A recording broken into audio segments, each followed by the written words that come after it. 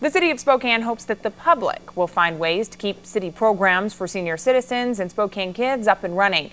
The Parks and Rec Department must slash about $1 million in spending by 2013. KXLY4's Ian Cull is live tonight and tells us that community centers are scrambling to keep their programs from being cut. Ian?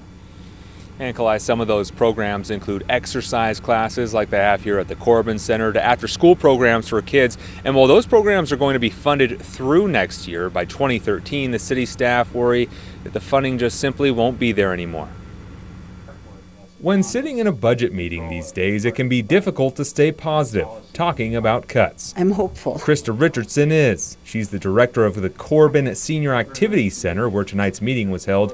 8% of its budget comes from city funding, and that $30,000 is vital. We have pretty much exhausted everything we can do. I mean, we do constant fundraisers. We are the center that is funded the lowest outside of Mid-City. Mid-City Concerns is one of the 9 other centers in Spokane who receive city money. Last month, we caught up with seniors playing bingo, and if it doesn't get its funding, the center could default on its mortgage. Richardson shares their pain. If it all goes away, then that's a big problem. City staff presented the current budget tonight and along with center directors started brainstorming how to keep everyone open. Consolidating services is one option, but an option not boding well with some. There's been some talk about combining the senior centers and youth, and that is so ridiculous.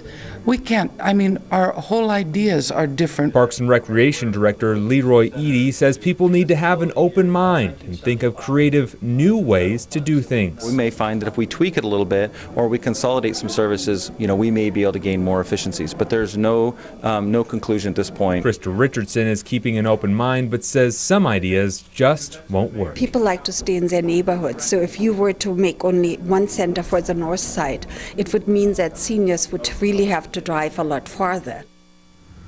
And for the folks at home, if you'd like to have your input heard, you'll get your chance. The city staff say that there will be about 10 more meetings just like this one through next spring, and then in July they'll present some funding strategies to the mayor.